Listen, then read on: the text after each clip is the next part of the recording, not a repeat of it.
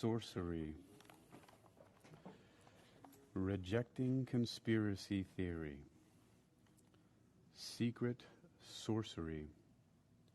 Rejecting conspiracy theory. You're listening to Secret Sorcery. Rejecting conspiracy theory. Presented by Hakeem Alibokus Alexander on Wisdom, Social Audio Inc., and Spreaker, social podcasting, presented for World Reading Club in association with Uniquilibrium. This edition's reading focus comes to us from not this gnat flying around me that is trying to eat my cheesecake and looks like it's somehow trying to drink my coffee. But no, this edition's reading focus comes to us from Hidden Finance, Rogue Networks, and Secret Sorcery, The Fascist International, 9/11 and Penetrated Operations, written by Joseph P. Farrell. That is Farrell, 2016. And that's where I get the title of this from. There's a quote in the beginning of the book, the introduction of it, which he calls Preface and Precis. And that's where this title comes from. You know, I'm indoors. There should not be such a heavy presence of... This is a persistent gnat, and it looks fat, like it's been probably feeding on somebody else's cheesecake earlier. If I had a rubber band, it would be a goner. I do actually. There's one in my car, in the middle console there. But let's see. I wonder if I can... I was talking to Brittany earlier on Wisdom here, who does a whole good deal of content on YouTube, and I looked at her channel, and she was mentioning something about she was mentioning something about how at least once a month, in order to increase the engagement, at least the watch time on the videos on YouTube, if one wants to spread a message, that I should at least once a month take to putting at least one video, those talking head videos of me presenting or reading. So since I do have several devices, I am going to attempt that now. If it works, it works. If it doesn't, then so be it. I just went to go get said rubber band from my car because the gnat is really, really being persistent in trying to eat my cheesecake. You know, I have this cheesecake every so often. And because, as somebody who works out as much as I do, it is, it's a nice treat to have, as they call your cheat meals. Well, this is my cheat snack. And while I'm sitting here reading, and all right, small persistent insect. You know, the Buddhists who don't say they wouldn't even kill a fly, wouldn't harm a fly. I'm not that guy. I learned a long time ago when I was a kid how to keep to stop flies once and for all, and that's with rubber bands. All right, because they don't see it coming. Let's take a look. Go live. Am I able to go live? Okay, new safeguards. Go live. The cap will grow as the creator's history grows on YouTube. Currently, it is your 25 plus subs. Once a creator hits 1,000 subscribers, they'll have access to the full version of mobile live streaming. Let's see, get started. Oh, look at that. All right, so it is, okay, that's working. Oh, I have a nice little stand for this device here. So I'll set that up and see how we can stream this. All right, let's see. Yeah, select audience. No, it's not made for kids. It is not made for kids. I don't make anything for kids. Let's see. Location. Will it auto-generate the location? Let me see. I'm at a Barnes and Noble. Let's see. Barnes and Noble. Come on. Barnes and Nobles, they use the ampersand in their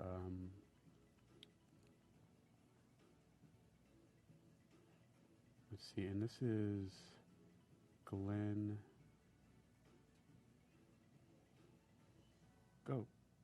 Brook Road, Glen Allen, Virginia. There we go. It came up. Screencast. Ooh, wow, that feature's available. I can screencast, but I don't want to do that. All right, there's advanced settings. All right, let's see. It says next. Smile for a thumbnail. No. All right. Let's see how this works. All right, here we go. So, all right. So we're going to go ahead and continue with this book. Where was I? Yep, this is Hidden Finance, Rogue Networks, and Secret Society, the Fascist International, 9/11 and Penetrated Operations by Joseph P. Farrell, 2016. And I'm looking at the preface and precis. And preface and precis, here we go. All right, I just did a flex. All right, so this is, this preface and precis is 1, 2, 3, 4, 5, 6, 7, 8, 9, 10, 11, 12 pages, which means 24 sides. And so that should be for some really interesting reading, right? All right, so let us proceed. And welcome to the room. Either you're passing through or sitting for a spell. Truly, Julie, Miss Breaker, and Greg's Take. Hello. And let's see what we've got here. All right, so this is where the title of the talk here on wisdom comes from, where it says rejecting conspiracy theory. It's this opening quote, and the opening quote reads, "The price for rejecting this conspiracy theory is to accept a coincidence theory." That's David Ray Griffin. Anyone writing on the 9/11 tragedy is doomed to invoke the ire of some faction within the 9/11 truth community. Everyone has some theory to advance on who did it and why.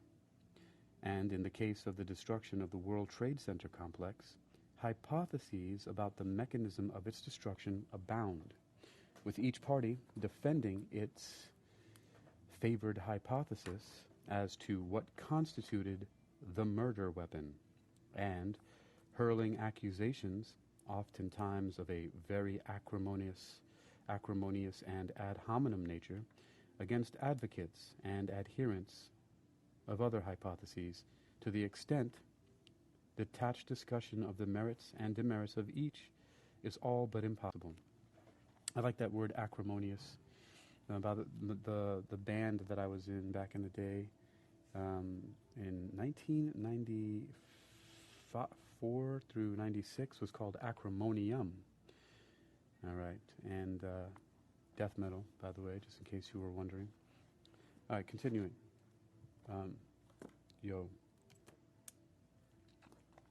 Let's take a look here.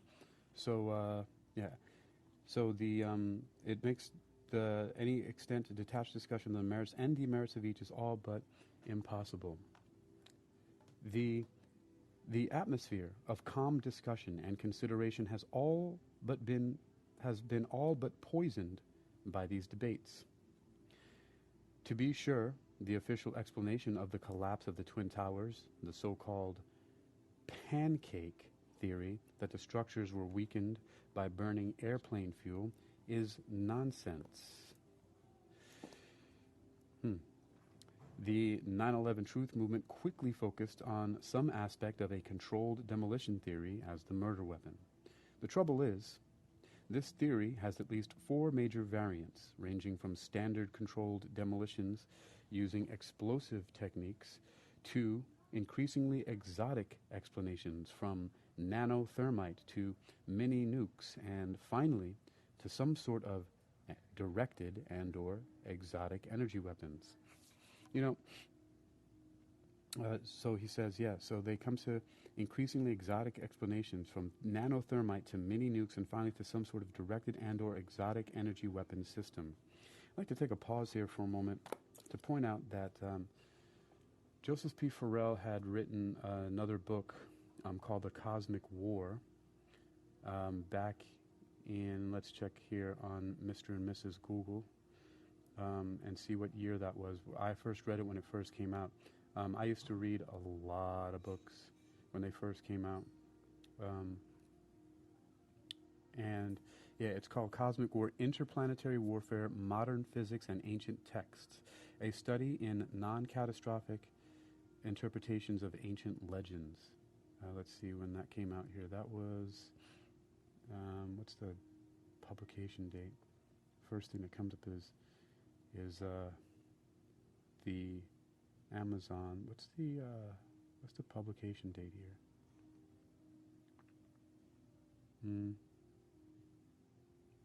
It doesn't say right away. But anyway, directed energy weapons he's been talking about for quite some time. The interesting thing about that, if any of you have been listening to or keeping up with the stuff that's going on in with Hawaii and the fires and everything like that, and also including the fires that ravaged California back in the past few years, people are using all these this term the whole time, DEWs, directed energy weapons, directed energy weapons. They're finally starting to catch up with the conspiracy theories that have been around for 30 years. And some of you may know about HAARP, right? HAARP, the Highly Active Auroral Research Project in Gakona, Alaska. But before I go away from that and those other conspiracy theories, let us continue with this preface and precis from Hidden Finance, Rogue Networks, and Secret Sorcery, the Fascist International 9/11 and Penetrated Operations by Joseph P. Farrell, 2016. And so, all right, so within the wider context of these reinterpretations, other theories are advanced. There were no airplanes at all. The airplanes were remotely piloted. The airplanes carried missiles, and so on.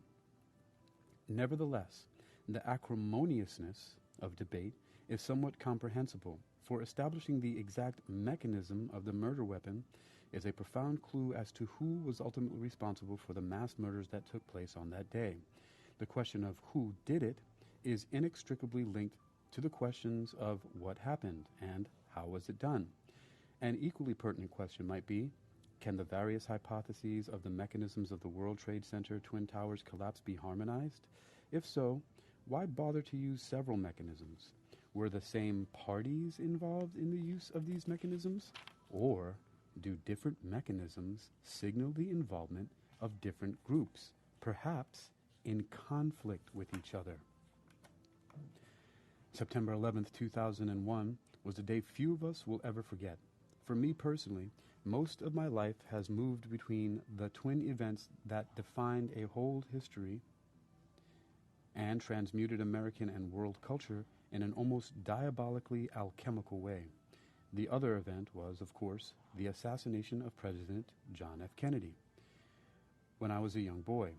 Then, as in 2001, I was at home watching the events unfold on television as they happened. In 1963, I was 6 years old and homesick from school. My mother sat on the couch, sewing and smoking a cigarette and watching one of her favorite soap operas, CBS's As the World Turns, while I sat on the floor eating some chicken soup. The program was interrupted with the announcement that the president may have been shot in Dallas. She said quietly, "Oh my God." In 2001, I had just finished my graveyard shift at the casino where I was an overnight floor manager and pit boss, and had come home and gone to bed. At that time, I had a friend staying with me who woke up, emerging groggy-eyed from the guest bedroom just as I was going to sleep, and he had turned on the television to watch the morning news. As I began to doze off, suddenly, from the living room, I heard shouts of, "Oh my God! Oh my God!" as if the echo of tragedy were rippling across time and space. In between those two events that have so defined American culture and domestic and foreign policy, I observed many others. The Watergate break-in and subsequent escalating crisis, the Ruby Ridge affair, the murder of the Branch Davidians at Waco, the Oklahoma City bombing, which again I watched on the local news in Tulsa as the events unfolded, the Pan Am Flight 800 Lockerbie disaster, the 1993 World Trade Center bombing, and a host of banking scandals from the collapse of the Bank of Credit and Commerce International, the Vatican bank scandal of the 1980s, the savings and loan scandal, the collapse of the Nugan Hand Bank, and so on. All of these things may seem entirely unrelated to the architecture of the 9/11 tragedy, and yet, as most research to date has uncovered, there are profound and detailed connections between them. Consider just the parallels between the assassination of President Kennedy and the 9/11 tragedy. 1.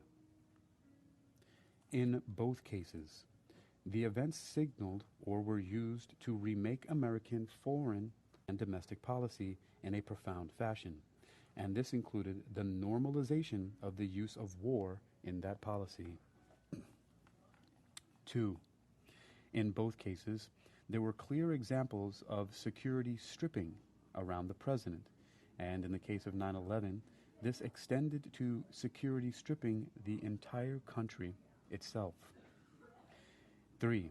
In both cases, the official version of events were analyzed by independent investigators.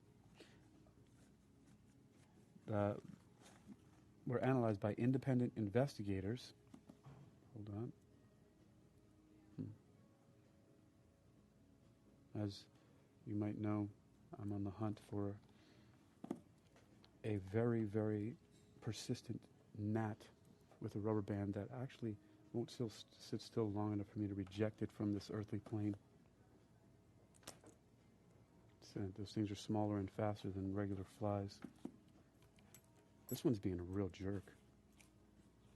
It keeps flying up to my face. I took a shower. What's the matter with you? All right. Leave me alone. You can't drink my coffee.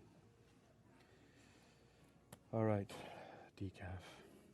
In both cases, there were clear examples of security stripping around the president, and in the case of 9/11, this extended to security stripping the entire country itself. 3. In both cases, the official version of events were analyzed by independent investigators, unsatisfied with the official explanations. The result of their investigations, when viewed synoptically, uncovered a vast architecture of conspiracy consisting of various international interests, each of which had the means, motive, and opportunity to orchestrate the events. 4.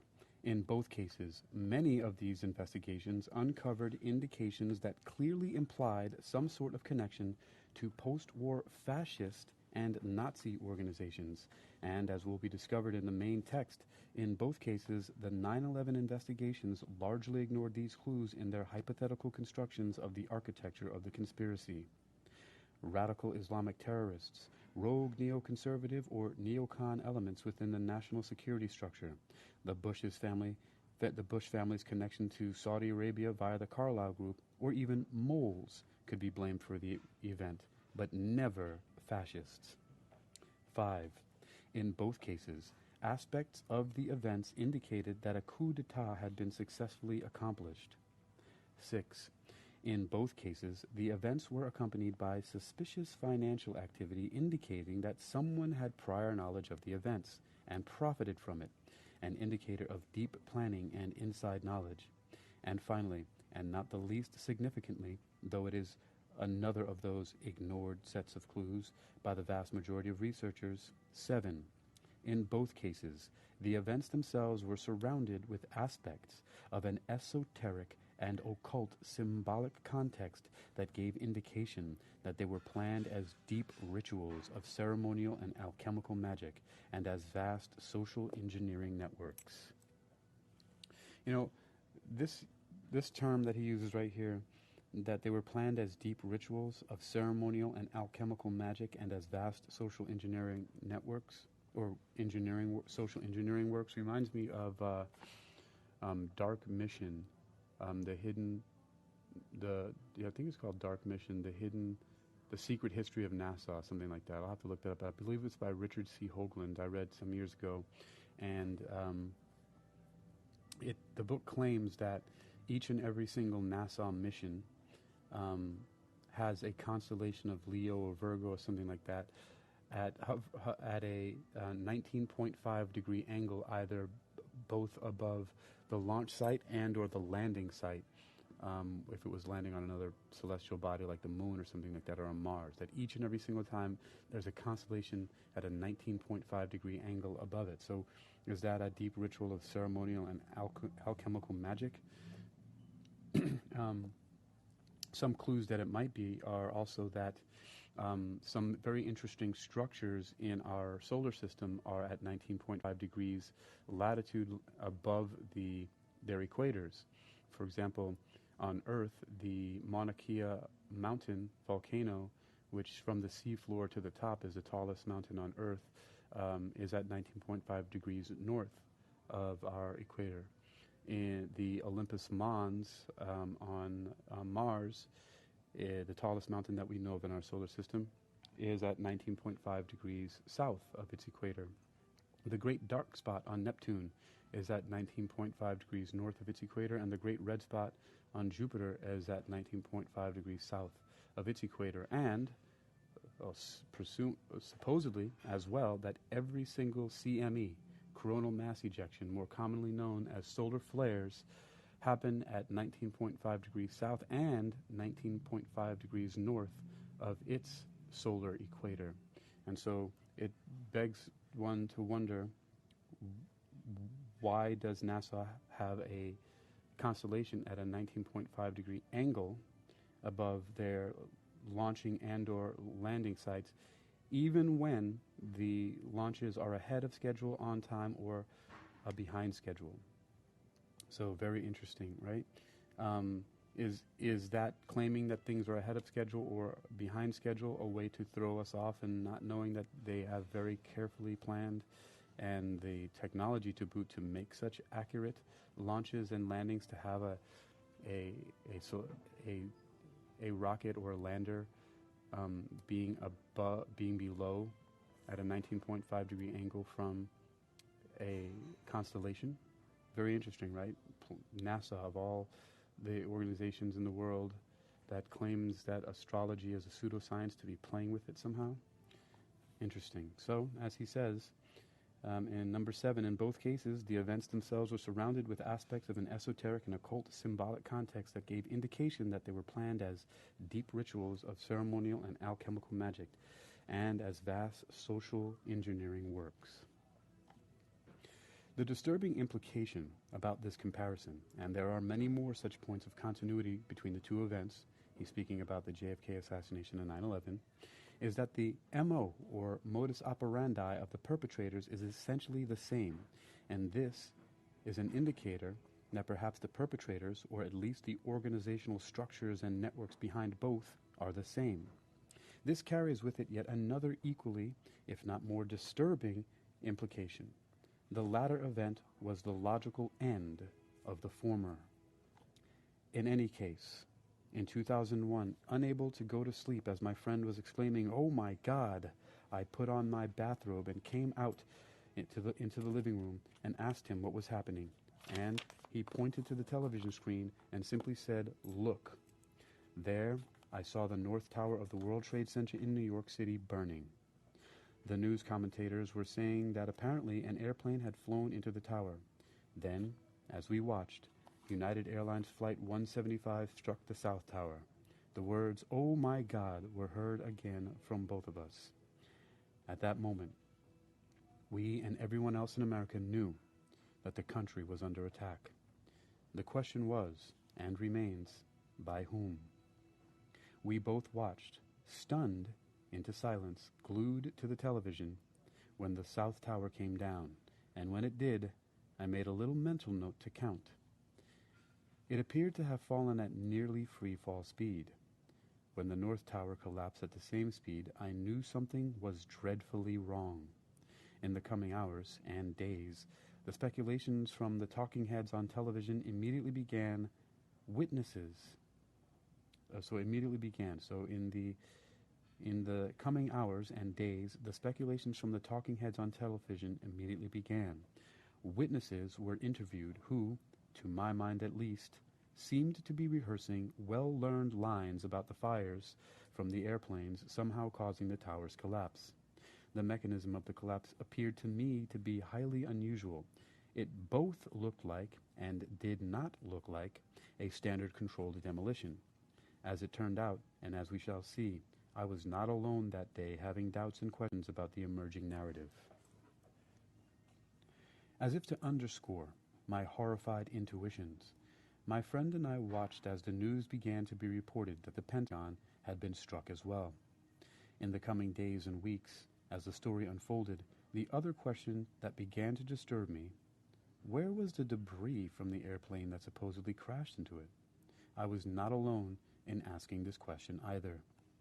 About 4 weeks after 9/11, another friend called me to ask if the towers had collapsed due to the same type of weird physics, or words to that effect, that I had written about in my first book. I told him that this was in fact my opinion, but that I did not want to talk about it any further. In other words, on 9/11 itself, the 9/11 truth movement was born.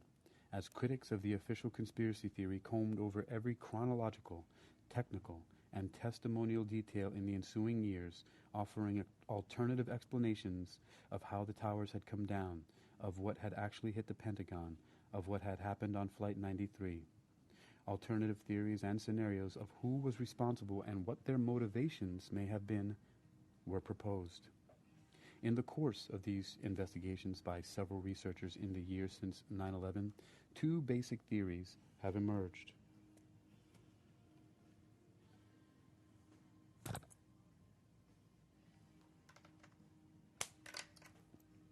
Two basic theories have emerged and have dominated the 9/11 truth research community ever since. The let it happen on purpose, or LIHOP, LIHOP hypothesis, and the made it happen on purpose, MIHOP, MIHOP hypothesis. A. LIHOP, let it happen on purpose, and MIHOP, made it happen on purpose. Why does that remind me of like House of Pancakes, right? One, the basic premises of LIHOP and MIHOP. Should I say LIHOP and MIHOP to not confuse it with the International House of Pancakes? The first, and at that time most popular emergent theory, was that there were essentially two different intertwined levels to the events of 9/11. At one level, the public and the government's own officially sponsored conspiracy theory, there were the alleged terrorists flying the planes themselves. But at a deeper level, there were the agencies of the U.S. federal government, which the critics argued had known of the operation in advance and which had let it happen on purpose, in order to create a crisis of public opinion that would allow them to project American military power into the Middle East in order to secure the region's energy resources. The second theory, that of a distinct but growing minority, was that the first level of the operation, the terrorists, were simply patsies, and that the entire operation was planned and executed at the second, deeper level by rogue elements, or a rogue network, operating within and under the cover of the American military and intelligence establishment. This group pointed out that the whole 9/11 operation was conducted at exactly the same time there were a number of American military drills taking place, some of them involving, you guessed it, hijacked airliners being used for attacks on American targets. This group pointed out that the probability of terrorists planning and conducting their operations coincidentally with these drills was vanishingly small, and hence the operation had to have been planned at some level with some degree of participation and complicity by the American national security structure itself. It was here that the whole idea of a rogue network idea was born. But again, the goal was the same. It was all precisely for the purpose of creating an incident to shock the climate of domestic and world opinion, to allow the projection of American military power into the Middle East, to seize and dominate the world's oil supplies. The late Michael Rupert, for example, viewed 9/11 in the context of what he called the most significant event in human history, the end of the age of oil. Many, if not most researchers, share this view of the ultimate geopolitical motivations behind the attacks. On this rather conventional analysis of the motivations behind the attacks, 9/11 was a classic, if bloody, textbook case of a false flag operation.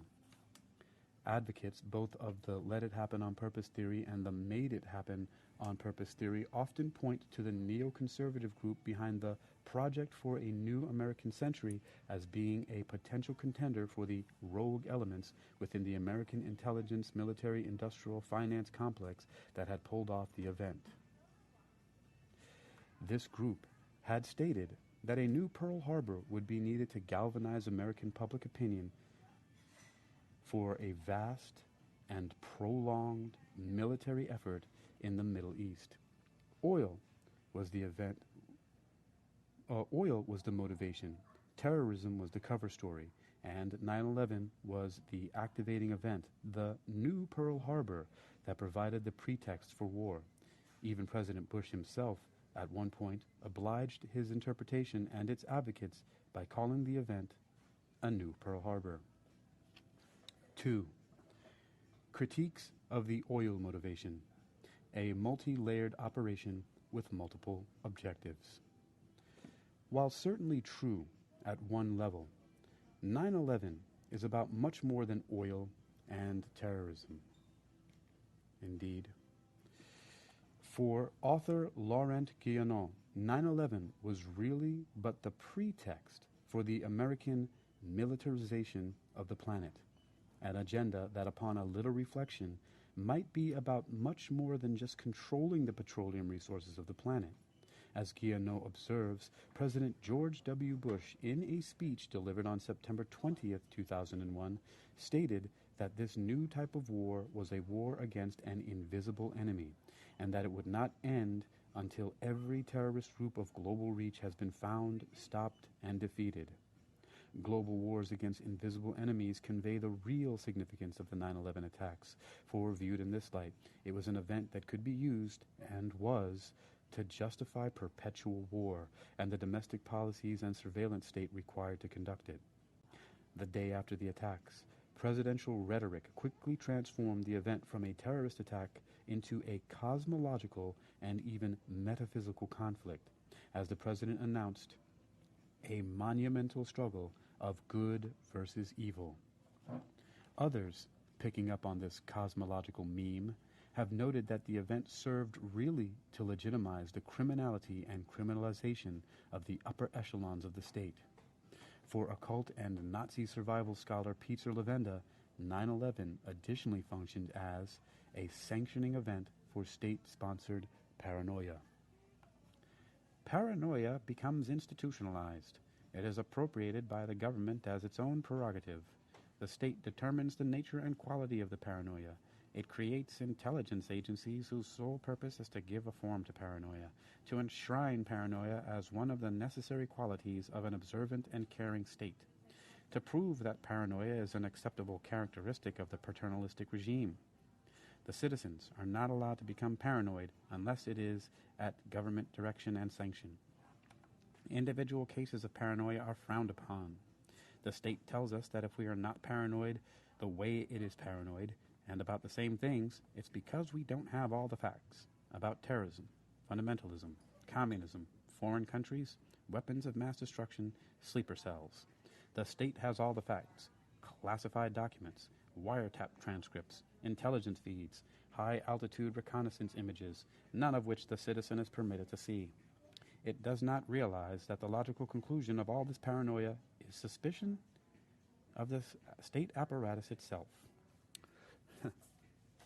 But 9/11 is much more than even this, because for Lavenda and fellow occult researcher S.K. Bain, 9/11 is also an event with the clear and detailed components of a magical ritual sacrifice of massive scale.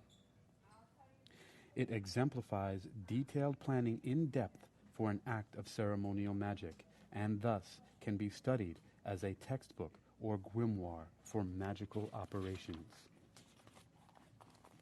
Hovering in between these extremes of interpretation, from the mundane one of a false flag event to seize the oil of the Middle East and Central Asia, to the arcane one of ritual magic and sacrifice in a cosmological struggle of good and evil, are those theories that view 9/11's primary motivation as that of a financial crime of a high order. 9/11 was a financial crime to cover up a vast fraud and fraudulent system rather than a political act. Such analyses, taken at face value and in combination, imply that 9/11 was more than a terrorist or even a false flag operation. It was, and was planned as, a multi-layered operation whose architecture was designed to accomplish several objectives in one efficient event, and this in turn implies that its planners were much more than Islamic fundamentalists, but people with detailed inside financial, political, and even occult knowledge. The financial and occult clues are profound indicators of the various perpetrators involved in each layer of the operation and what their motivations were. 3. Webster Griffin Tarpley's critique of the let it happen on purpose hypotheses.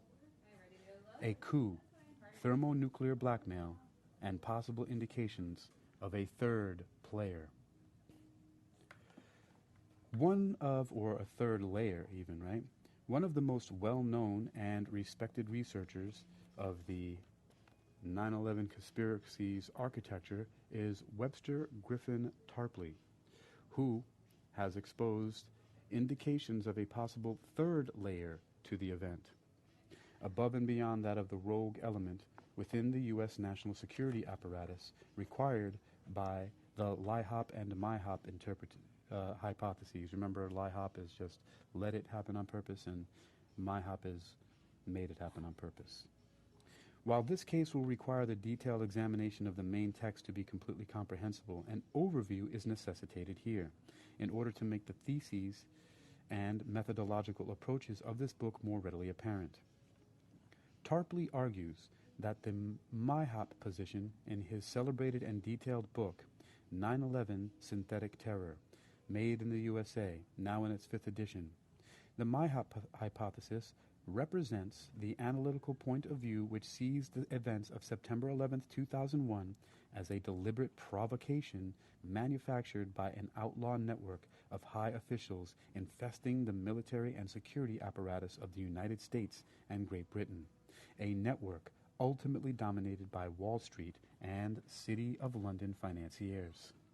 With this in hand, Tarpley notes that the let it happen on purpose hypothesis is subject to a number of problems which, in the end, render it as an inadequate analytical and synthetic template by which to view the events and aftermath of that day. Let it happen on purpose assumes that bin Laden, Al-Qaeda, Atta, he's referring to Muhammad Atta, and company actually have at least a semi-independent existence and possess the will and the physical technical capability to strike the United States in the ways seen on 9/11. But LIHOP also points that the al-Qaeda attack could not have been successful without the active cooperation of elements of the Pentagon and Bush administration who deliberately sabotaged U.S. air defenses so as to allow the suicide pilots to reach their targets at the World Trade Center and Pentagon. In 2002 and 2003, LIHOP represented progress beyond the unanswered questions way station. But here too, as more new material has come to light, LIHOP has also become untenable. LIHOP, Let It Happen on Purpose, is increasingly at war with masses of evidence. A more outre version of LIHOP admits that Atta and his cohorts were working for the CIA, but only as gun runners and drug runners, not terrorists. At a certain point, this view alleges the drug runners decided to revolt against their arrogant CIA masters by blowing up the World Trade Center and the Pentagon. But even this recondite scheme does not address the absence of air defense for 1 hour and 45 minutes, nor the controlled demolition which overtook the two trade towers. And might I add, possibly some people point out the third, Building 7 as they call it, where there's the owner of the building is on camera in an interview that many people might have seen. Hey, yeah, I took your advice. To do a live on here. So Brittany, who was on here earlier with her talk, suggested at least once a month or so to do a video. So I am simultaneously video streaming this on YouTube, and she came in to say hi. She said, I gotta go, but great seeing you live. So that's good. I'm glad, I took her advice right away. Hey, that's one thing about implementation, right? When you get wind of or are reminded of some good practice, why wait? And since I'm doing these readings and commentary anyway, why not? Especially right after, since I just first heard from her that that's a thing. So, continuing. So he finishes off by saying, yes. So, but even this recondite scheme cannot address the absence of air defense for 1 hour and 45 minutes, nor the controlled demolition which overtook the two trade towers. And like I said, there was even the owner of building number 7 on camera. I actually saw the interview myself, of course, because I was pretty shocked by the events of 9/11. Even recorded a song called Anti-Terrorist on September 18th, 2001. That had very nationalistic, how would you call them, patriotic, very hardcore lyrics that started off with, I pledge my allegiance to the flag with a fucking gun in my hand, ready to enlist in the Corps for the war that we fight against the terrorist land. Raise up your red, white, and blue. Rise up and be not subdued. Show the world old glories anew, and we're not afraid to prove this is true. Hiding out in the shadows, you're just so pitiful, because you're afraid of America the beautiful, and we remain defiant. You have awakened a sleeping giant. Fear will not imprison us. We will not be enslaved. When I woke up this morning, it was still the land of the free and the home of the brave. Anti-terrorist. Yeah, I was pretty taken in by it myself. So it did have the power to do something to the minds of us all, including a dissenting rebel outcast such as myself. Continuing. There thus emerged what Tarpley calls the Bush-Cheney MIHOP position, i.e. that the President and Vice President were active planners of the operation. Remember, MIHOP, M-I-H-O-P, is made it happen on purpose. So, indicating that the President and Vice President were active planners of the operation, a position Tarpley does not find credible, since it would mean leaving part of the operational details in the hands of a moron, and a man who has a history of heart trouble and who was living on borrowed time. Bush and Cheney may have had some limited knowledge or even planning role, but were not involved at the deepest level of level 2, and certainly not in that all-important third level. Given these objections to Let It Happen on Purpose and various versions of the Bush-Cheney Made It Happen on Purpose hypothesis, Tarpley goes on to argue that the tragedy of 9/11 was an orchestrated coup d'etat, a false flag event of the state-sponsored synthetic terror designed to unleash the clash of the civilizations of Samuel Huntington's famous book by that name. The goal was to shock the entire U.S. political system, the White House, the executive departments, the Congress, the courts, the political parties, the mass media, publishing and journalism, and the public in general out of their inertia of normal everyday life into a kind of war psychosis and paranoid obsession with phantom threats agreeable to the outlook of the neocon faction, the modern heirs of Carl Schmitt, Hitler's lawyer. The United States had to be mobilized on the basis of pure hysteria for the clash of civilizations. The mention of a Nazi connection, albeit in the tenuous and purely ideological and methodological reference to one of Hitler's lawyers, is significant, for this book argues that the third layer of 9/11, above and beyond the American rogue element, the second layer, is in fact an international fascist one. Before continuing with this cursory review of Tarpley's research, a brief word is necessary about what I mean by this fascist or Nazi international. Many researchers have pointed out the connections of various intelligence agencies, the CIA, KGB, GRU, and so on, to international criminal undergrounds and their drug-running networks. The utility of this intelligence drug-running nexus is twofold, for it allows such agencies a source of large income that is completely free of the oversight of their respective governments. Income that can be used in turn to fund a variety of covert operations and black research projects.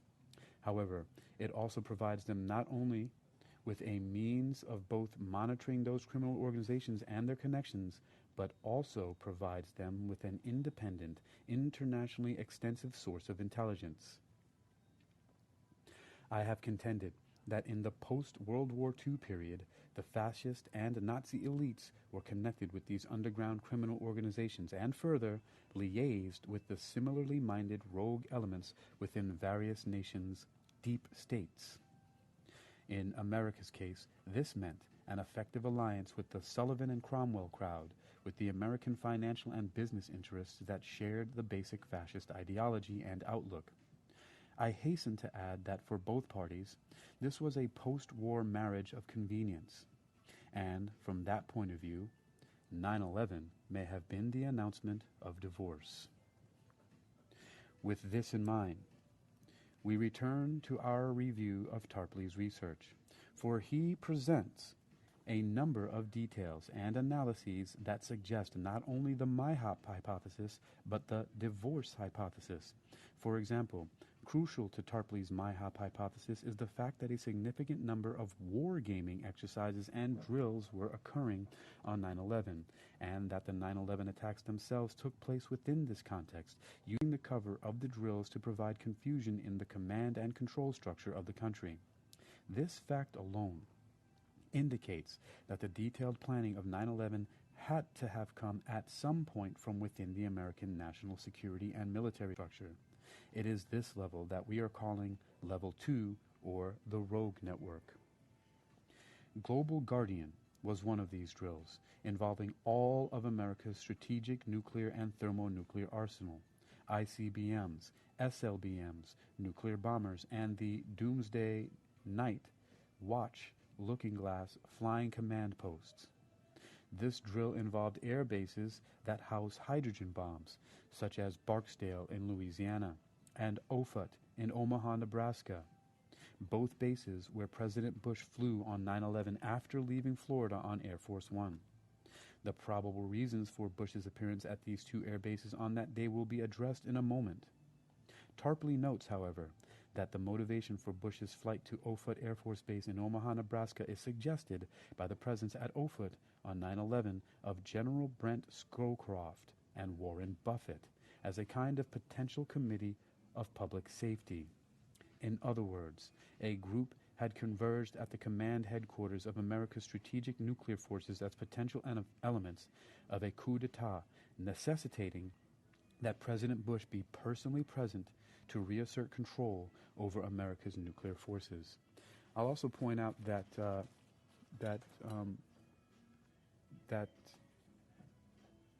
Warren Buffett is mentioned in Robert Kiyosaki's book um, the Capitalist Manifesto as being one of the people who his company, known as oh, I forget what the name of it right now. Moody's. His company Moody's was one of the companies that gave the green light to call subprime mortgage lending the prime status or A plus status, which was in part responsible for the the uh, the financial crashes in 2008. But even Buffett himself had already called some of these derivatives and things like that. He had called them, coincidentally enough, financial weapons or weapons of mass financial destruction or something like that, or weapons of mass financial destruction. So it's interesting, or financial weapons of mass destruction, something like that. I don't have the book in front of me right now. I should have brought it in here, but there's so many different connections between that, especially when he's talking about this being like a financial thing going on. It makes it all the more interesting that Warren Buffett being there, and that his company Moody's had greenlit a bunch of subprime mortgages and things like that as being prime, and which is one of the things that was contributed to the financial collapse in 2008.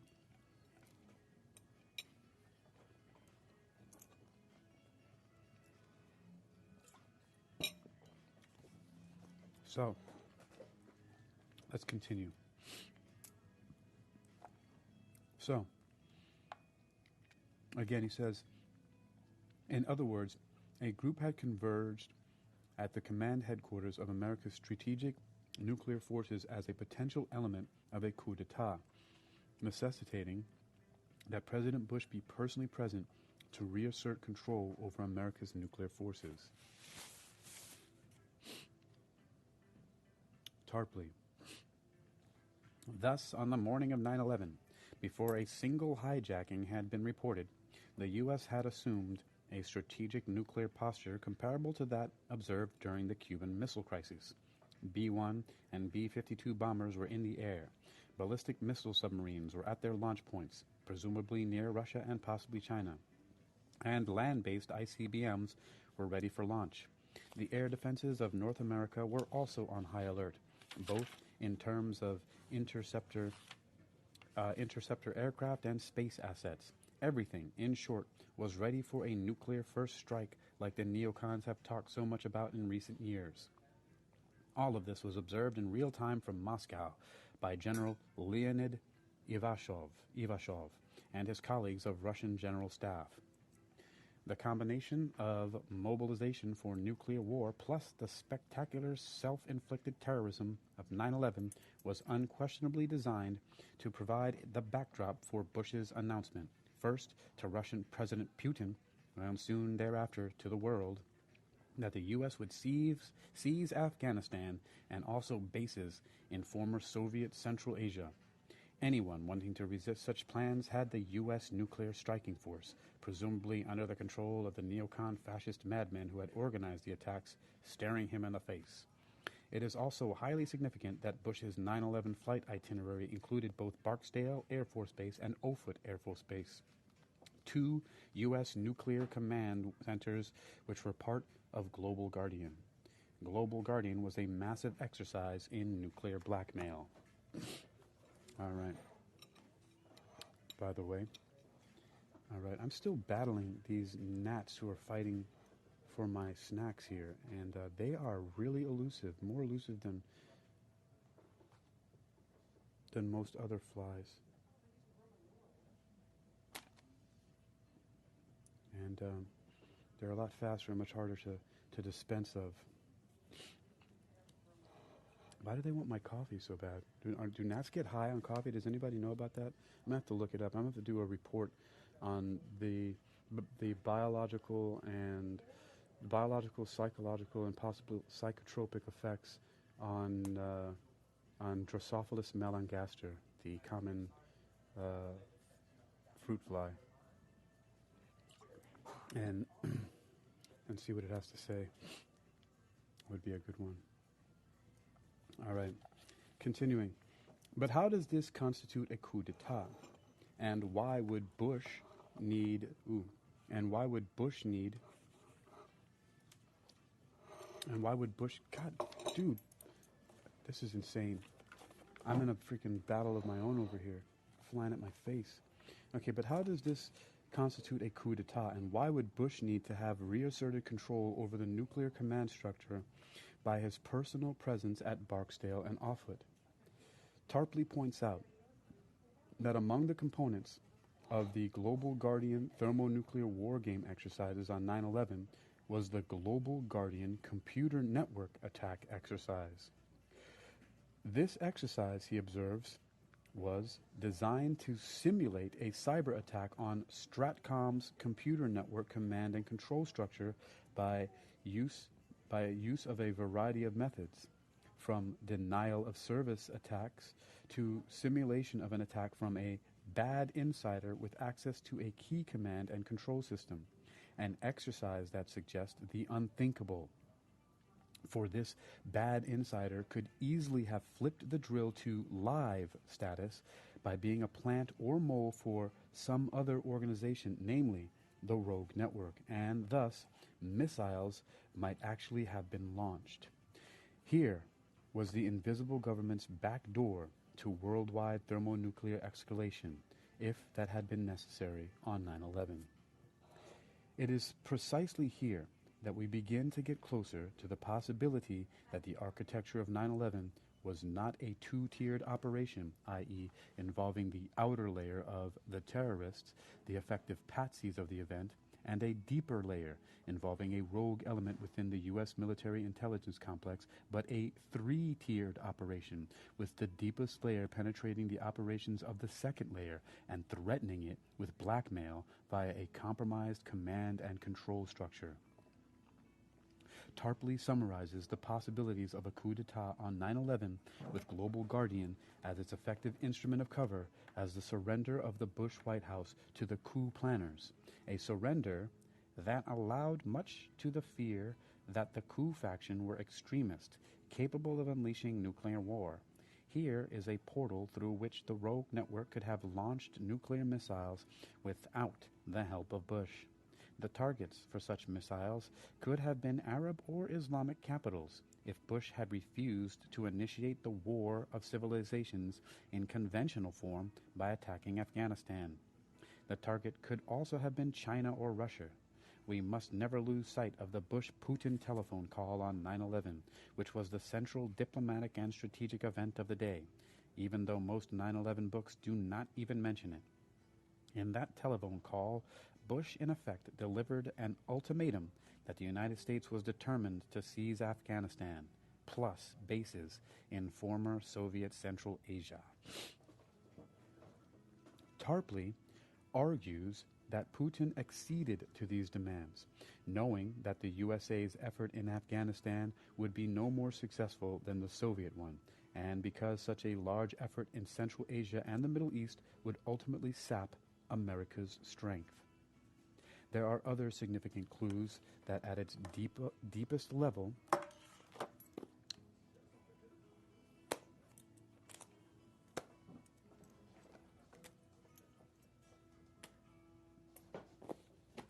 finally got one. Okay. Alright, so, oh boy. Tarpley, there are other significant clues that at its deepest level, 9/11 was not about terrorism, but about a coup attempt by Level 3 against Level 2. That is to say, by some faction turning against the rogue group of the American national security military establishment. These clues are found in Bush's statements to the nation on 9/11, and in some statements by his staff shortly thereafter. For example, according to some reports on September 12th and 13th, 2001, Bush's press secretary, Ari Fleischer, oh, by the way, here's a note on Ari Fleischer. Does anybody remember seeing when the announcement of the operation in Iraq was first announced that it was called Operation Iraqi Liberation, and then they turned it to Operation Iraqi Freedom? Well, think about that. You know, me being a super acronym person, Operation Iraqi Liberation is OIL. That's right. It spells out oil. And Ari Fleischer is on camera talking about Operation Iraqi Liberation. And then, of course, when people started pointing that out, that it spelled oil, it was changed to Operation Iraqi Freedom, which I find hilarious that even I saw that back then at the time and thought it was kind of hilarious in a very sick way. Who would be so bold, right? All right. So, for example, according to some reports on September 12th and 13th, 2001, Bush's press secretary, Ari Fleischer, indicated that the Secret Service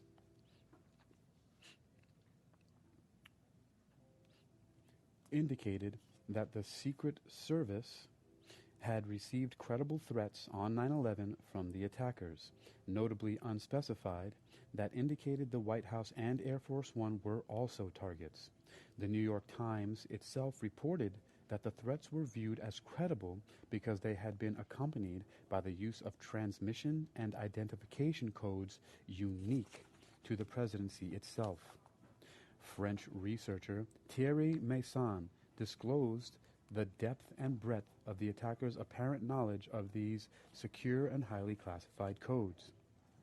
And more astonishing still, WorldNet Daily, citing intelligence officers as its sources, said the attackers also had the codes of the Drug Enforcement Agency, the National Reconnaissance Office, Air Force Intelligence, Army Intelligence, Naval Intelligence, the Marine Corps Intelligence, and intelligence services of the State Department and the Department of Energy. Each of these codes is known only by a very small group of officials. No one is authorized to possess several of them. Also, to accept that the attackers were in possession of them supposes either that there exists a method of cracking the codes or that moles have infiltrated each of these intelligence bodies. Technically, it appears to be possible to reconstitute the codes of the American agencies by means of the software Promise that served to create them. We shall return to the crucial role of the Promise software in the main text. For the moment, it is quite crucial to note and to remember that some of the codes the attackers allegedly knew were those of the super-secret National Reconnaissance Office, the center coordinating all of America's spy satellites, and the center coordinating their reconnaissance data. For Meyssan, however, the use of the codes to establish the attackers' credibility and capability meant that the American state and, more importantly, the highest and deepest levels of its national security and military establishment was penetrated by traitors and moles. In other words, again, one finds the possibility that there was a third level at work, above and beyond the rogue network planning the event as a financial crime and as a social engineering incident to inject American power into the Middle East. By calling the White House and revealing their existence, they could only have had a specified objective in mind, the blackmail of the U.S. government. For with such an extensive access to codes, the possibility existed that they could usurp the authority of the President of the United States and conceivably order the use of nuclear and thermonuclear weapons and flip the global guardian drill to live status, and thus the only means, argues Meyssan, allowing George W. Bush to re-control of the military was to physically hold the headquarters of the U.S. Strategic Command. The U.S. Strategic Command at Offutt, and to personally issue orders and counter-orders from there. That is why he went there in person. It is in this analytical context that Meyssan and Tarpley analyzed Bush's statements on 9/11, noting an interesting progression of concepts and some intriguing omissions of others.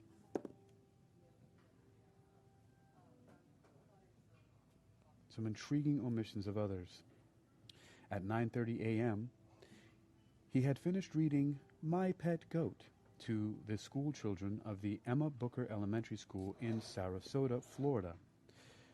President Bush conferred briefly with his staff, then appeared to the press to read the following statement. Ladies and gentlemen, this is a difficult moment for America. I unfortunately will be going back to Washington after my remarks. Secretary Rod Page and the Lieutenant Governor will take the podium and discuss education. I do want to thank the folks here at Booker Elementary School for their hospitality. Today we've had a national tragedy. 2 airplanes have crashed into the World Trade Center in an apparent terrorist attack on our country. I have spoken to the Vice President, to the Governor of New York, to the Director of the FBI, and have ordered that the full resources of the federal government go to help the victims and their families, and to conduct a full-scale investigation to hunt down and to find those folks who committed this act. Terrorism against our nation will not stand. And now, if you would join me in a moment of silence. May God bless the victims, their families, and America. Thank you very much. Tarpley notes that the key and crucial remark is the reference to an apparent terrorist attack.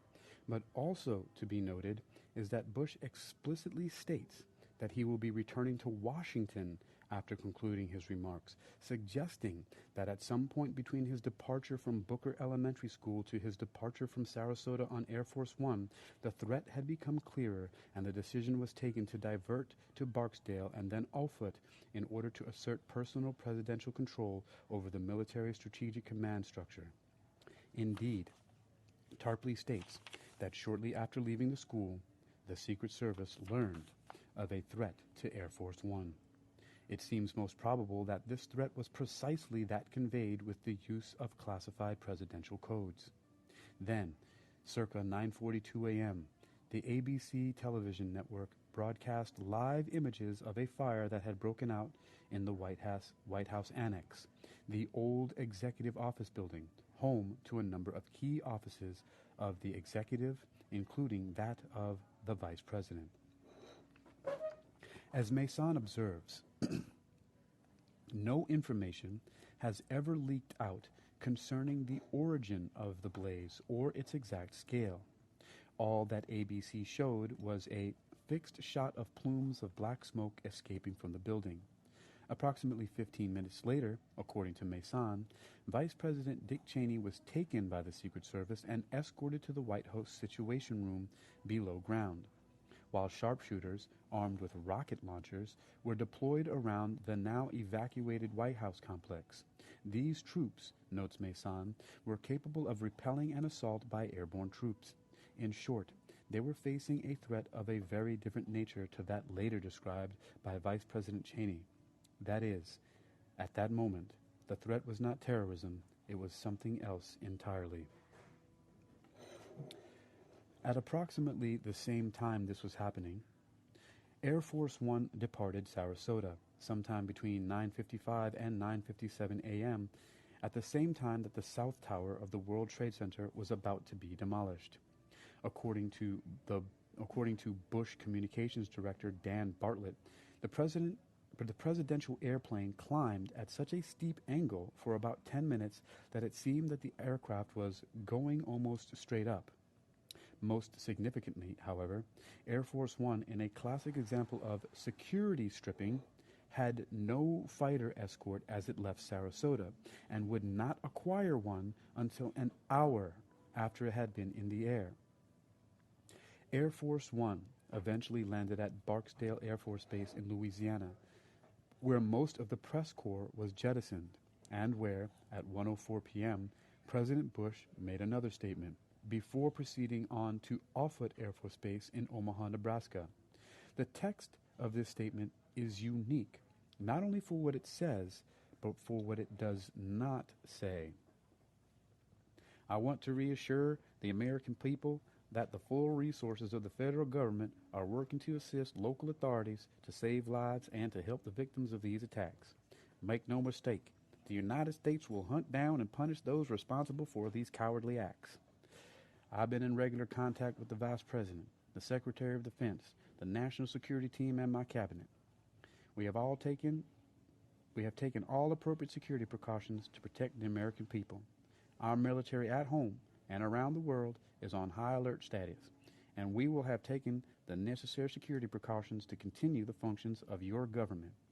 We have been in touch with the leaders of Congress and with world leaders to assure them that we will do whatever is necessary to protect America and Americans. I ask the American people to join me in saying a thanks for all the folks who have been fighting hard to rescue our fellow citizens, and to join me in saying a prayer for the victims and their families. The resolve of our great nation is being tested, but make no mistake, we will show the world that we will pass this test. God bless. As Mason and Tarpley both observe, there is not a single mention of terrorism in this speech, but only of a test, and Bush's words could therefore equally and just as easily refer to an internal revolt, coup, or military conflict as to terrorism. Similarly, a simple terrorist threat, no matter how big or dire, is unlikely to provoke the statement that indicates continuity of government operations were begun. We have taken the necessary security precautions to continue the functions of your government. Mason observes that there are two possible readings of this action. In such a context, one can interpret the two different ways the activation of the continuity of government procedure. The simplest explanation is to consider the need to protect the president and other political leaders from the actions of traitors capable of starting a fire in the old executive building and stealing the secret codes of both the presidency and the intelligence agencies. One might also consider whether, on the contrary, the continuance of government plan was put into effect not to protect political leaders from traitors, but was initiated by the traitors themselves to isolate those leaders. The account given by Vice President Dick Cheney is truly strange. He claims that men from the Secret Service seized him in his office and bundled him into the White House bunker without receiving his consent.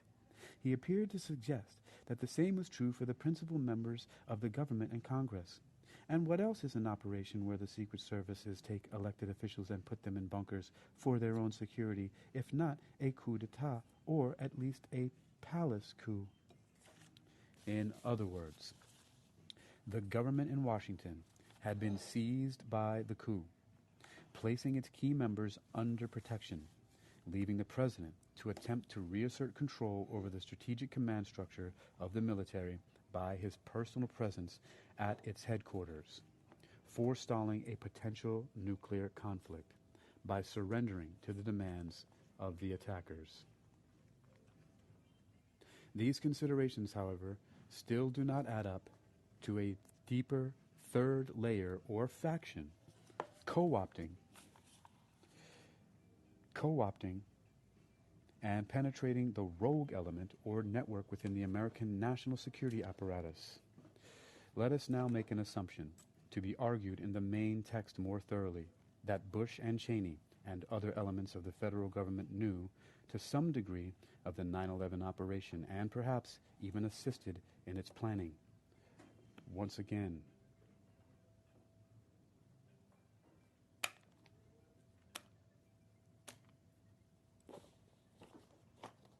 all right.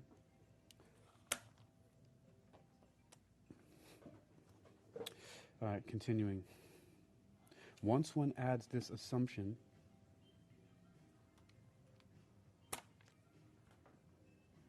dude, these flies are getting out of control.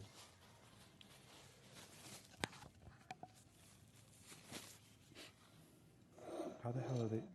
It's really not. I got one of them. There's one more left. All right. Once one adds this assumption, one sees the third level revealed. What was that assumption that he said? He said, let us now make an assumption to be argued in the main text more thoroughly.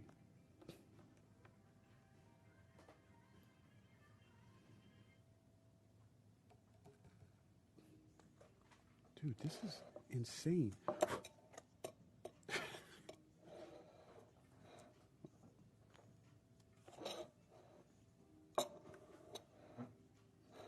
All right. They're messing with me. Maybe they're terrorist flies. All right. Let me continue here. All right. Okay. So what was that assumption? Let us now make an assumption, to be argued in the main text more thoroughly, that Bush and Cheney and other elements of the federal government knew to some degree of the 9/11 operation, and perhaps even assisted in its planning. Once one adds this assumption, one sees the third level revealed. For Bush and the federal government are then reacting to an operation they know has gone wrong, and that has been penetrated or co-opted by someone else. The explanatory power of this assumption, as will be seen, rationalizes certain behavior of the federal government and its domestic and foreign policies quite well, and additionally provides a different perspective from which to view certain statements not only of President Bush, but of the Prime Minister at that time, of the British Prime Minister at that time, Tony Blair. On January 29, 2002, President Bush delivered his famous Axis of Evil State of the Union address before the Congress. In that speech, as is now known, he accused North Korea, Iraq, and Iran and states like these and their terrorist allies of attempting to acquire missiles and weapons of mass destruction, including weaponized anthrax, nerve gas, and nuclear weapons. These states, however, could not acquire the technological infrastructure for the production of such weapons on their own without acquiring them from some great power. I suggest, in this context, that the allusion to an axis of evil was a deliberate hint on the part of Bush as to whom the real hidden players may have been. More importantly, according to 9/11 researcher Daniel Hopsicker, British Prime Minister Tony Blair may have let something highly significant out of the bag. It was left to British Prime Minister Tony Blair to present the prosecution's case against bin Laden, and he sketched out the Cliff Notes version of the evidence. Tony Blair said, "Al-Qaeda is a terrorist organization with ties to a global network." That made sense. The idea that Mohammed Atta and his henchmen needed help from an international organization while they were in the U.S. was easy to understand. Logistical support is difficult to arrange from caves. But what kind of global network? Blair didn't say. Blair's global network remained elusive, and unnamed, shadowy, and undefined. It remained unnamed, shadowy, and undefined. Several weeks later, the FBI denied that this global network existed and proposed instead that a lone cadre theory, which became the operative assumption in their investigations. But what exactly is that network, that axis of evil? Before answering that question, a personal aspect of my interest in its answer must now be recounted. B. A personal perspective. An email to a cousin. In the years during which the 9/11 Truth Movement combed over the evidence, testimony, and analyses of various researchers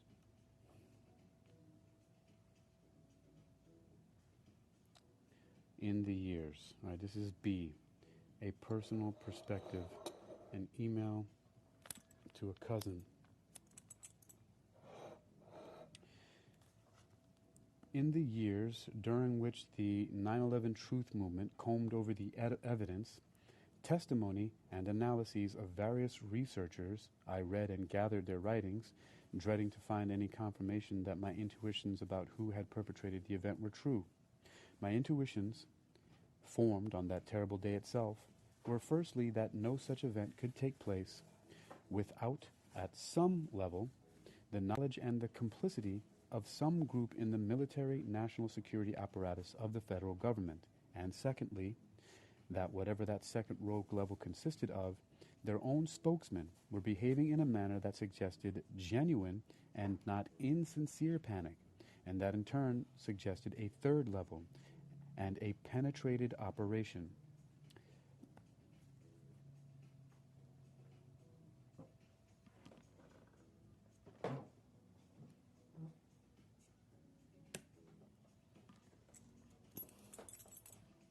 A third level and a penetrated operation.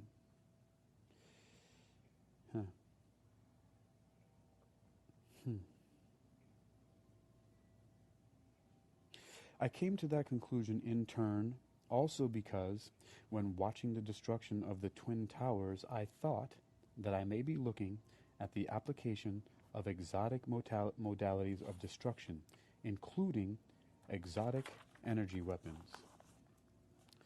This is hardly a popular view in the 9/11 truth community.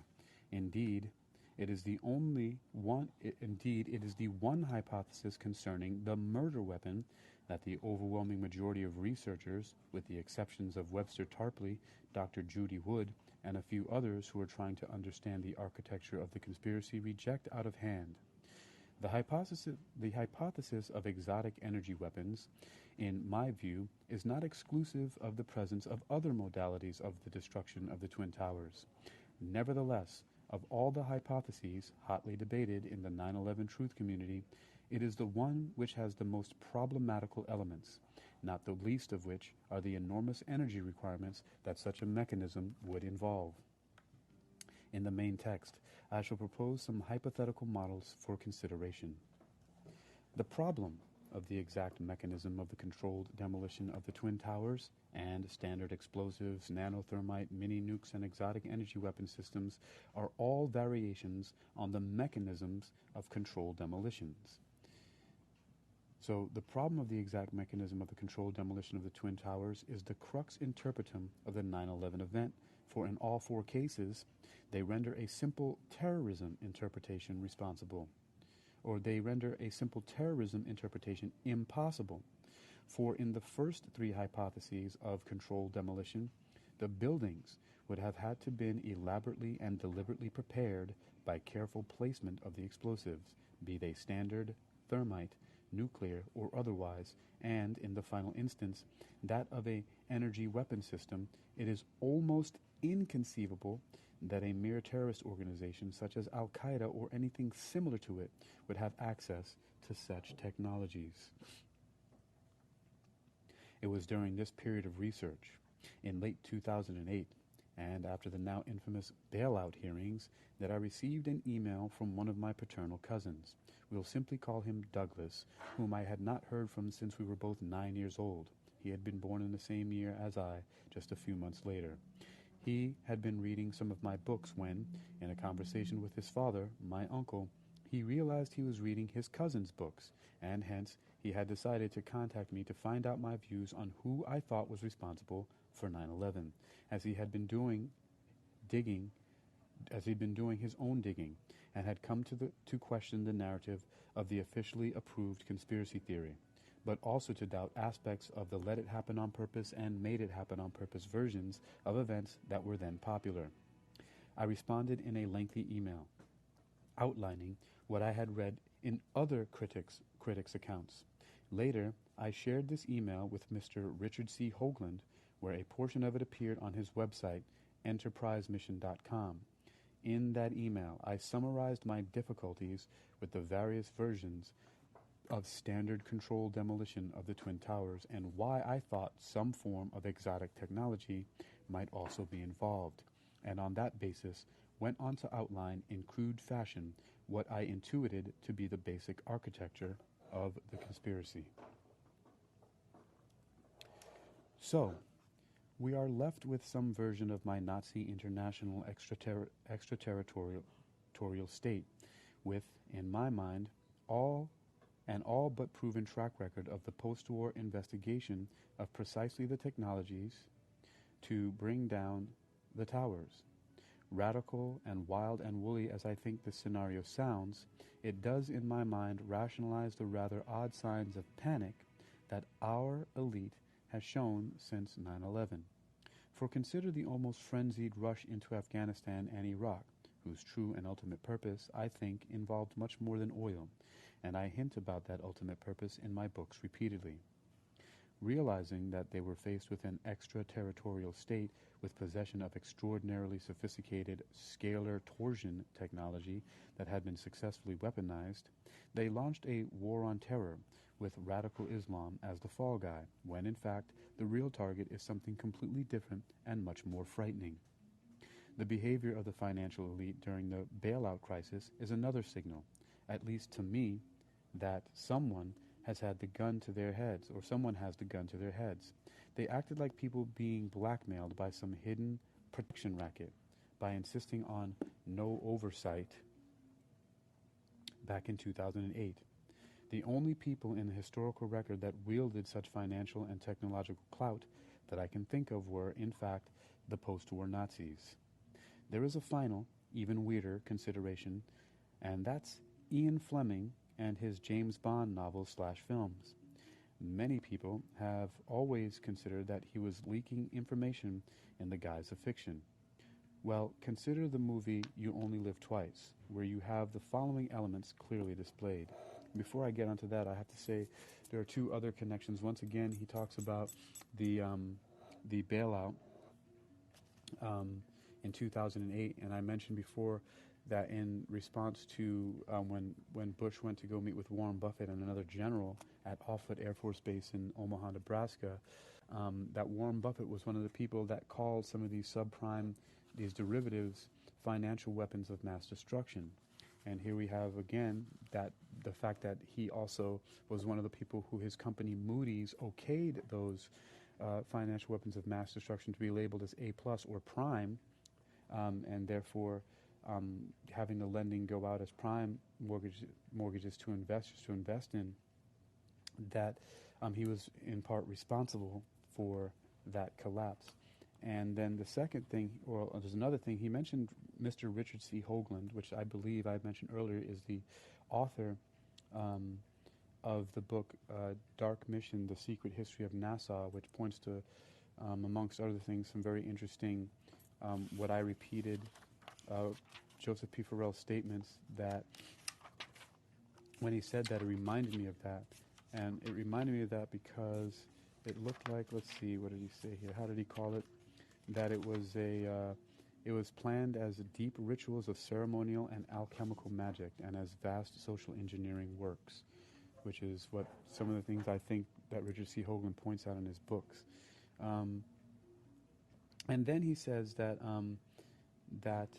one of the things he says is that many people have always considered that he was leaking, meaning Ian Fleming, the author of James Bond's books and his novels and films, that he was leaking information in the guise of fiction. Well, I've seen a whole lot of that for a whole lot of things that I can get into, not now, that including many movies like The Matrix, Inception, The Dark Knight Rises, and James Bond, the movie Skyfall, which had a whole bunch of them in it. But that's like a whole nother thing for another time. But I've seen them and I can explain them pretty clearly. And they all involve the use of numbers. Me being somebody who studies numerology and other occult things and like that has seen those connections very clearly stated and pointed out in those different films. So continuing, he says, well, consider the movie You Only Live Twice, where you have the following elements clearly displayed. 1.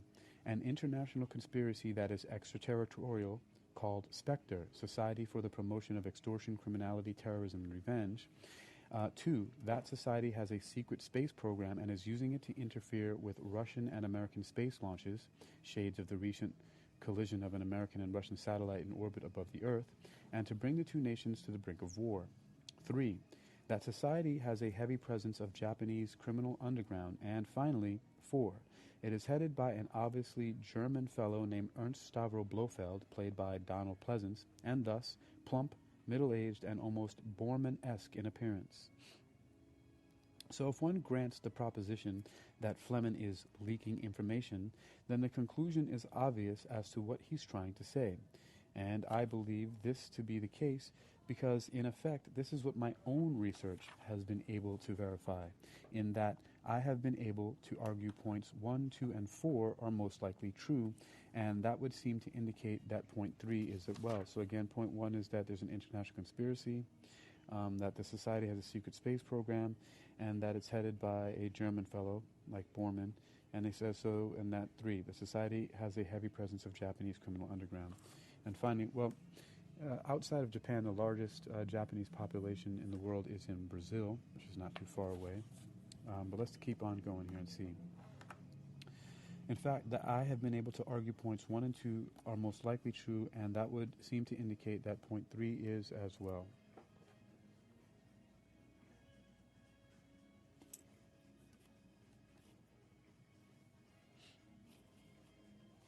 All right. So that would seem to indicate that point 3 is as well. All right. So, with my within an op scenario is basically that someone with probable access to hidden space technologies and with all but certain access to weaponized versions of scalar torsion technologies brought the Twin Towers down. That someone is some sort of rogue extraterritorial organization with deep and historical connections to the radical Islamic underworld, and that leaves me with guess who? The Nazis. Thus, I believe the second level of that 9/11 conspiracy, our own homegrown elitists, were once again played the fools by the outer and innermost rings of it, in a sort of squeeze from below, squeeze from above methodology, a methodology that the elite has used itself numerous times. By using that specific methodology against the very people that use it themselves, the message was sent. We know your game, and looky what we can do, what we have possession of. We can literally turn your centers and instrumentalities of power to dust before your very eyes. We are deeply penetrated into your own covert agencies and plans, and the game is now afoot. Consider also the Masonic symbolism of what was struck in that way. The Twin Towers, the twin Masonic pillars of Yakin and Boaz, sitting in the heart of the Anglo-American elite's financial district. Richard's analysis, and he's referring to Richard C. Hoagland, Richard's analysis of the esoteric symbolism, who's the enemy really, at enterprisemission.com/tower2.htm, is, as far as I'm concerned, right on target, as his analysis of why radical Islam would be involved. I think, too, he might be willing to entertain my particular twist on his scenario in that one has not only radical Muslims, but worse, under-reconstructed Nazis involved with it. After all, the historical connections between the two run very deep. The Muslims do not have access to such technologies, whereas the Nazis were investigating them with a vengeance since at least 1933. So that's it in a nutshell.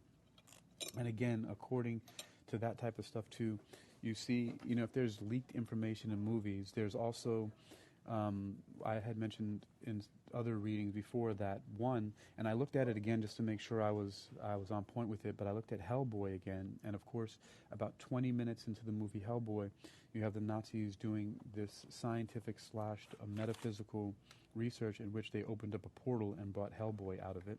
And then also in Captain America, the first Avenger, you find that in the beginning of that movie, also the Red Skull, who's part of the rogue Nazi science division called Hydra, is looking for the Tesseract, which he finds in a cave wall there that was hidden under a couple layers of security, where there was a decoy in a crypt, but it was really in a wall, and then so on and so forth. And then even further to what he's talking about, these layers upon layers, you have Captain America 2, the Winter Soldier, in which you see that Hydra has indeed infiltrated the highest echelons of the military-industrial complex, in that they basically took over S.H.I.E.L.D. And the Security Council, and they hijacked these big airships that were going to basically be able to kill like 1 million targets a second or something like that with the airships that they had. So again, another indication, of course, that there are secrets or other things just being played out right in front before our eyes in the media, and which also shows another layer or another organization within, which is in Hollywood, of course. So that's some interesting stuff there too. All right, so he goes again. So continuing, while many, if not most, 9/11 researchers, whether defenders of the official scenario or its critics, would be inclined to dismiss my informal musings as the wildest, most bizarre ravings and the least probable of all the alternative scenarios available, when reduced to its bare conceptual essence, the scenario I propose to my cousin is not really all that different than that proposed by others. I merely am willing to connect the dots that they have provided with that greatest genocidal technological ideology of the last century. I merely am willing to connect the dots they have provided with that greatest genocidal technological ideology of the last century and its long association with radical Islamic terrorism, Nazism. This post-war Nazi group, as I have noted elsewhere, had deep post-war ties with rogue elements of a basically fascist mindset within the American financial and intelligence deep state in the post-war period. A group represented by Alan and John Foster Dulles, John McCloy, and others of the Sullivan and Cromwell crowd. This hypothesis is not easily dismissible when one ponders the actual details uncovered by many in that 9/11 truth community itself, which suggest that this Nazi element is involved. They have uncovered these details, but like all such uncomfortable details, they have chosen to ignore these clues, and thus no effort has yet been made to integrate their significance and their implications into the architecture of the various conspiracy theories concerning 9/11 that have been proffered. I contend that this failure does egregious harm to the interpretation of 9/11 itself, and that in part is what this book explores in the following pages. Webster Griffin Tarpley, as we have seen, has had no hesitation in describing Tony Blair's global network as a fascist network centered in London and New York. It is therefore not a great leap of the imagination to state that this network also has centers in Frankfurt and that some of its historical and technological roots lie in Nazism. This third layer, as I shall attempt to argue in the main text, exposes itself in a variety of clues, not the least of which are those clues which suggest exotic modalities of the Twin Towers' destruction. Viewed, but be that nanothermite, mini-nukes, or exotic energy weapons. Viewed in this way, such an approach to 9/11 is an attempt to view the event from the perspective of Mr. Richard Dolan's idea of a breakaway civilization that secretly emerged over the decades since World War II, a civilization that emerged because of its decades-long access to secret funds, a great deal of which came from the exploitation of Axis loot, and that emerged because of its use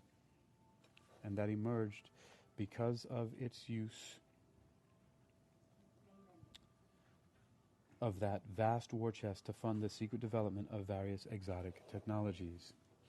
Such an approach is not meant to delegitimize the efforts of those 9/11 researchers who stick to the nuts and bolts and who do not consciously attempt to integrate their speculations about the architecture of the conspiracy into such a wide historical and interpretive context. Indeed, their approach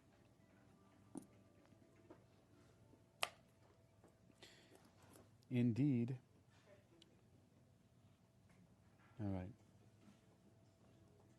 Let's see. Speculation about architecture, such a wide historical. Indeed, their approach has uncovered most of the clues re-examined in this book. I merely argue that it is perhaps time to reconsider these clues with a much larger technological and historical context. For that context leads us to UFOs, to the Black Project's world, to the national security structure and Mr. Dolan's breakaway civilization hypothesis, and to that post-war extraterritorial Nazi organization with its own deep ties to the criminal underworld, drug trafficking, and of course to Islamic radicalism and terrorism. This third level is not therefore exclusively, at its deepest level, merely or exclusively Anglo-American fascist, nor composed simply of corrupt financial oligarchs in London or Wall Street, as Mr. Tarpley observes. It is that, but it is also much more. It is also, at the deepest level, Nazi and German and international all at once. Like all mafias, it has its factions, and like all mafias, its alliances are always and only of convenience. It can and does go to war with itself. So in this sense, this book is a development and continuation of my examinations in previous books, begun in Reich of the Black Sun, continued in SS Brotherhood of the Bell, Secrets of the Unified Field, The Philosopher's Stone, The Nazi International, Roswell and the Reich, Saucers, Swastikas, and Psyops, Covert Wars and Breakaway Civilizations, Covert Wars and the Clash of Civilizations, and finally, my most recent book, The Third Way. In that last book, I pointed out that one of the goals of the post-war Nazi International was precisely to destabilize the Anglo-American petroleum interest in the Middle East, and that the War on Terror might be a convenient front for a war against this Nazi International, connected as it was and is to Islamic terrorist groups. Consider only the utility of a global war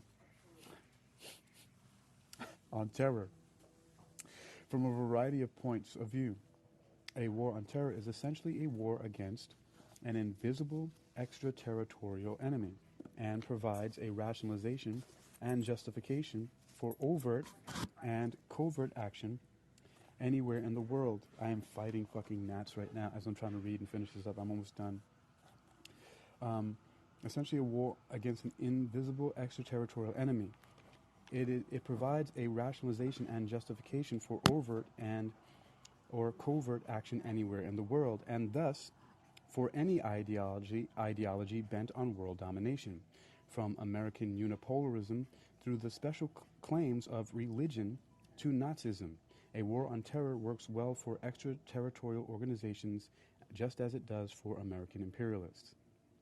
Consequently, by no means do I mean to suggest that all the careful deliberations and analyses of other researchers are wrong with respect to this architecture and the perpetrators of this mass murder. I mean merely to suggest that the interpretive net must be cast much wider, and that the suggestive fascist links they themselves have uncovered must be appropriated into any hypothetical 9/11 scenario.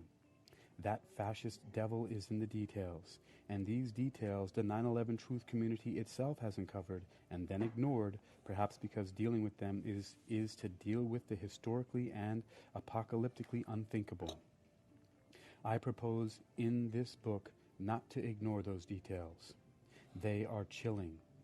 For like it or not, there's a clear and palpable Nazi connection that constantly hovers on the edges and centers of the drama.